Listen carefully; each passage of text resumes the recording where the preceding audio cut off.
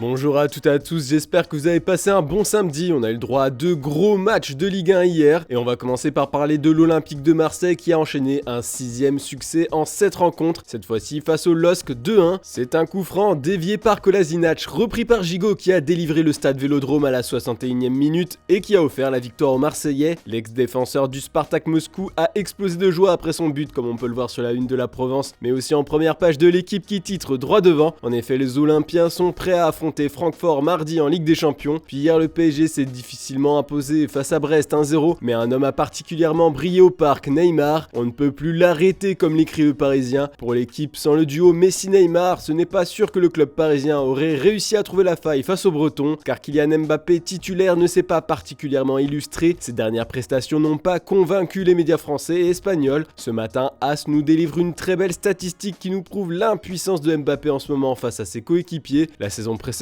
le buteur français a terminé meilleur passeur du championnat, mais là, en cette journée, il en a délivré aucune, tout le contraire de Messi et Neymar qui ont distribué 7 passes décisives chacun jusqu'à présent. C'est le meilleur duo de passeurs en Europe actuellement. Selon la presse espagnole, la direction du Real Madrid se réjouit en quelque sorte de ne pas avoir recruté Mbappé vu son niveau collectif. Puis un autre homme a étalé son talent hier, faut le souligner, Gianluigi Donnarumma a stoppé un penalty. Ce n'est pas passé inaperçu en Espagne et en France. On parle dans les quotidiens du sauveur de Paris. D'ailleurs, on file au pays du portier du PSG, l'Italie, et on va parler de son ancien club en plus, car l'AC Milan a battu la Sampdoria samedi soir 2-1. C'est le penalty d'Olivier Giroud qui a offert les 3 points aux Rossoneri, et la victoire était très importante pour rejoindre Naples en tête du championnat. Comme on peut le lire dans le Corriere dello Sport, l'équipe napolitaine n'en finit plus d'impressionner les journalistes de Serie A. Invaincus, ils ont pu compter sur Raspadori pour garder la première place et battre 1-0 la Spezia. Enfin, ce soir, la Juve affronte la Salernitana. Le faux pas est interdit pour tout sport qui rappelle la défaite subie contre le PSG cette semaine en Ligue des Champions. Le quotidien espère que le club turinois ne va pas revivre une saison galère. Tout le contraire du FC Barcelone qui continue à être sur son petit nuage depuis ce début de saison. Avec son nouvel effectif et Xavi à sa tête, les coulés ont écrasé la lanterne rouge du championnat Cadiz 4-0. Tout simplement une nouvelle raclée pour le journal Sport. Cette victoire est de bon augure avant de devoir affronter le Bayern Munich dans 2 jours. On sait ce qu'est capable de faire les Bavarois quand ils jouent contre le Barça, sauf que cette fois, Robert Lewandowski a changé de camp. Mais ce qui fait couler beaucoup d'encre en Espagne est un événement qui s'est passé dans les tribunes de Cadiz. À 10 minutes du terme de la rencontre, l'arbitre a dû interrompre les débats car un spectateur présent en tribune a été victime d'un malaise cardiaque. Les joueurs quasi impuissants ont fait tout ce qu'ils pouvaient. Certains ont prié, d'autres ont aidé les secours, comme on peut le voir sur la une de Mundo Deportivo. Le journal respecte surtout la bonne réaction du gardien de Cadiz, Jeremias Ledesma. Il s'est précipité pour aller récupérer un défibrillateur sur le banc de touche avant de l'envoyer en toute hâte en tribune. Un ange gardien qui a ému les médias locaux. On part en Angleterre maintenant. Hier, on vous a expliqué les raisons qui ont poussé les instances du football anglaise à reporter les rencontres de ce week-end. Et bien, depuis ce matin, on sait enfin quand la Première Ligue va reprendre. En lisant le Sunday Express, on apprend que les matchs pourront se dérouler comme prévu en Grande-Bretagne à partir de mardi. Liverpool, Tottenham et les Rangers pourront participer à la nouvelle journée de C1. D'après le Daily Star on Sunday, les responsables de la Ligue doivent encore envoyer une confirmation officielle au club. Ces derniers pourront s'arranger entre eux pour jouer dans la semaine. En tout cas, il n'y a pas de report le week-end prochain. L'UEFA n'a pas encore précisé si une minute de silence sera observée avant les coups d'envoi dans les compétitions européennes. Et pour terminer, on va parler de Manchester United car les derniers propos d'Anthony Martial ont choqué la presse anglaise. Dans un entretien accordé à France Football paru hier,